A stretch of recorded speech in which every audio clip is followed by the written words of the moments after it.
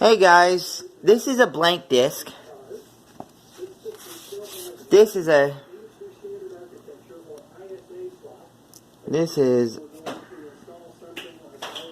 not even supposed to be in my collection of discs.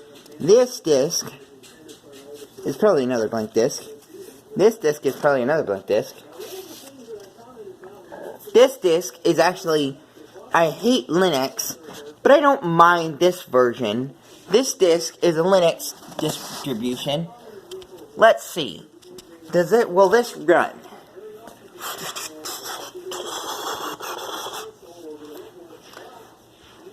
Yes, we actually have a successful load screen.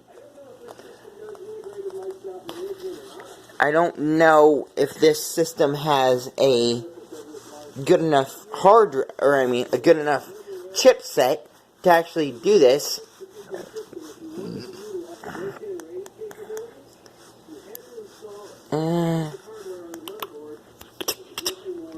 I don't know if Tegan put in the right chipset. Well, let's show you the circuit boards real quick.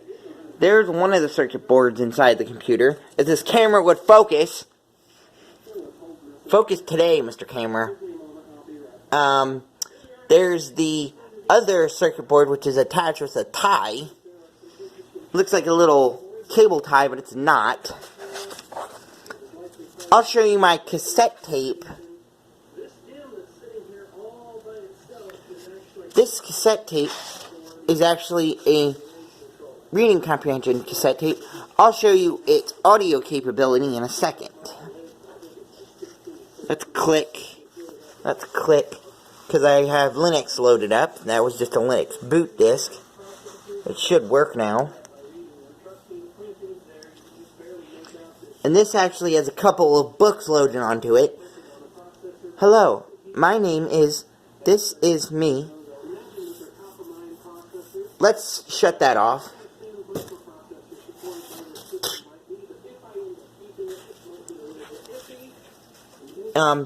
Here's the error, and there's the eject button. There's the error light, also known as the thing that keeps the hard drive, the floppy disk from crashing. This is the circuit board on both sides. This is the little small amount of buttons. Now this is a plethora of different little keys that actually control the monitor's different functions. This is pretty cool. This monitor can do VGA, but it can also do EGA. And this monitor has no fussy capacitors, or anything for that matter. And there's my hand. This board all it has is chips. This round chip is actually what's referred to as a clock chip with a CPU, a heatsink. This is a sound card. Of course, that little thing with the dot in the middle is actually what's referred to as a piezo transmitter. There's a resistive chip which controls pretty much everything on the system. And this big giant chip is another little heat-sinked chip. I'm not sure what that one is. This floppy disk drive is a pretty decent little contraption. The floppy disk drive has no fussy things in it, except for one little thing I noticed. When I put a blank disk in, the floppy drive seems to seek it, but then starts smoking. Strange, huh?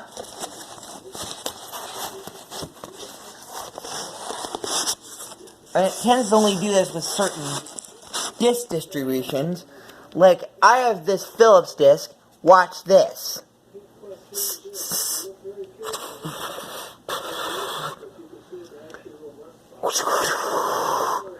And, of course, lovely, it's smoking. It tends to only do that with certain types of disc. The cheap disc don't do that. The name brand disc, this is strange. This Reactor OS disc, yes, it runs, but it sucks. Like, watch this. I go to boot ReactOS. Okay, it's doing what it's supposed to now. It was installing all this garbage and junk and things. If this thing was any more of a worst case scenario computer, I would say that this computer is pretty lovely in the way of its chips are not too badly behaved. This board here, these chips, there is one capacitor that can give me a little bit of trouble. It's called a tantalum. And yes, this is a small Tandy unit. Tandys and these other junk computers tend to do this. You hear a crack, and then a loud flash. You hear a crack, and then you see a loud flash, and then you notice that one of the tantalum capacitors had gone pop, or exploded in some weird matter, and some exciting manner. These capacitors don't have very good manners. They sometimes are like little children and throw a tantrum. Yes. The way these capacitors blow is just the weirdest thing ever. So thanks for watching. Be careful not to break the subscribe button, but smash that subscribe button, tap the like button, hit the bell icon. And one more thing before I end the video and turn off the lovely camera that you're seeing right now, or the lovely cell phone. I'm going to show you one more piece of software that does act funny when I put it in. This boot disk, no, not that one. Alright, this game disk seems to act funny whenever I put it in. ReactOS doesn't like it. Watch this. Duke Nukem 3D World Tour. Yeah, you hear all those weird noises? That's because ReactOS doesn't like that disk being inserted into its slot. Yes, ReactOS doesn't support very many games. I bet if I put a Pac-Man card in, it would function a lot better, because guess what? ReactOS does not perform with 3D graphics. Lovely. If you've seen my videos before, please tap that subscribe button. Smash that thumbs up. If you haven't, please remember to subscribe to my channel. And my channel name is, of course, my name. But you should know that already. I know of one subscriber that's been very nice to me and has watched every single one of my videos. Or at least whenever she gets a chance to. And that subscriber is actually Brenda Lee. So, see you next time on the computer exploration and software demonstration videos. This has been Daniel Calva signing off. Also,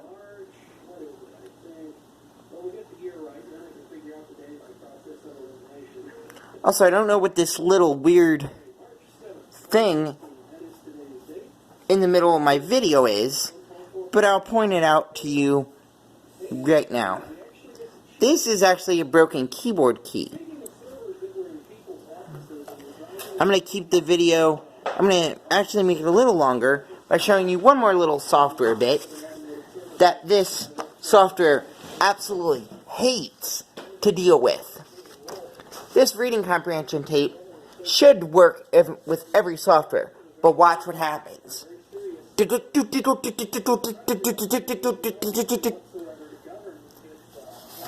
Exactly. The synthesis chip is absolute trash when you put a ReactOS disk in and try to use a reading comprehension tape.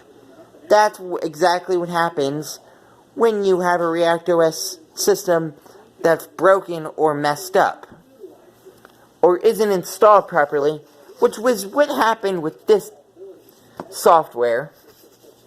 This ReactOS is not completely installed. I'll show you the disk, and it looks pretty cool. It actually looks pretty real. This reading comprehension tape, yes, it's an old tape. It's made more for a Commodore, but it should work in that floppy disk drive. The problem is, this trashy ReactOS software can't cope with the thing. I already see a little installer pack. This installer pack actually wasn't complete installed. This, because ReactOS is absolute trash on this computer. This computer, no, it's not trash. But the problem with ReactOS on this computer is this floppy disk drive is actually one of the old Commodore drives. And Tandies do not enjoy having a Commodore drive hooked up to them, especially because their software is different. Tandies might pop a capacitor, but this is a wireless drive, so it doesn't have any cables that need to be connected to the drive itself. Yes, you can connect the drive if you want to. You can poke holes in both ends and hook up some kind of wire or cable to actually make it run. But this thing its tantrum capacitors may go bang or crack in some weird way, and you may hear a noise that you don't like, or see a flash like lightning come from this computer's little cartridge box. And the circuit boards have a lot of little pieces drawn onto them. This is a homemade circuit board made by her. If you could believe it, this circuit board's pretty decent, except for those tantalum, or as I call them, tantrum capacitors. They don't like to be toyed with, especially not with a wireless Commodore drive. I've seen one case where this thing blew a capacitor, and it was only a little tiny capacitor, but this thing made the worst and loudest crack noise that I've ever heard a computer make. This computer is very old, and I think I kind of understand why it made that sound. The sound of a bad capacitor, or a capacitor that it just doesn't like to be toyed with. Okay, well, make sure to subscribe. I think I've babbled or rambled on long enough. Actually, wait. I'm gonna make this video 20 minutes by showing you. Look at this mess of disc on the floor. There's a whole bunch of them, and yes, they do have a purpose. And I'll show you something else that's weird about this floppy disk drive. There is no circuitry whatsoever in this drive, except for this one little chip that I've noticed that's bent over. It's this one. This chip's purpose is just a data chip, and this board actually has a very good purpose. The circuit board just kind of slides in because it's easy to repair these kinds of things. This board here, which I'll just get into in a minute, autofocus is not working too well. Whenever I move the camera, it tends to go out of focus. Focus, camera. Focus on the chips. Focus. Yeah, okay, there we go. If you see the different chips... Oh my gosh, focus, camera! Yeah, you might hear me saying that a lot because this camera is kind of cruddy and I don't like that it doesn't focus. I'm gonna have to get a new phone or a new camera for that matter. Or just a camera that's better for YouTube videos. This works okay for right now, but I might need to get a better camera. And of course, it focuses fine on the blue ink on this cover, or on this box. This, however, just is for something of nice controls. This video has been fun. Enough of my rambling. I'm going to have to show you what ReactOS can do. It has its own speech synthesizer in it, which I'll show you in a minute if it can work. Hello, this capacitor guide has been read to you by Emily Clark and presented by Sherman P. Herman.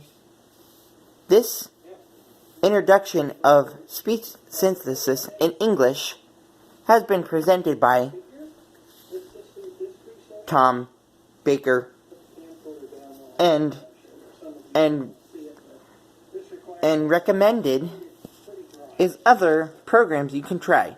Reading comprehension 31121.5, software version 1.21. Maybe that's why.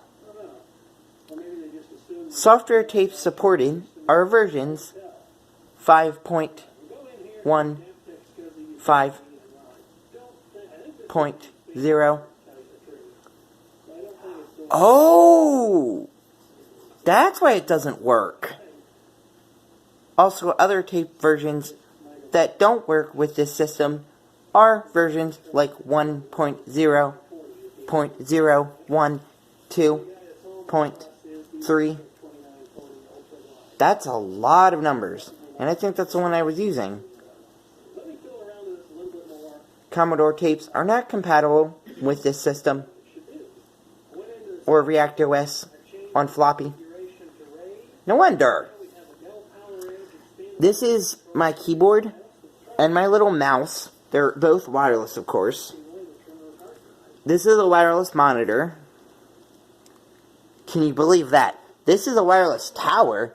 Can you believe that? This is a wireless floppy disk drive. How surprising is that?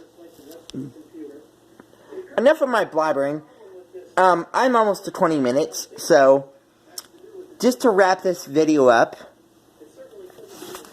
here's a bunch of monitor controls. I'm pretty close to 20 minutes, so I said I was going to keep my video around 20 minutes. Maybe a little less. I don't know. Here's the tower, here's the floppy disk drive, here's the tower, here's the monitor, here's the keyboard and mouse, which are both, of course, wireless.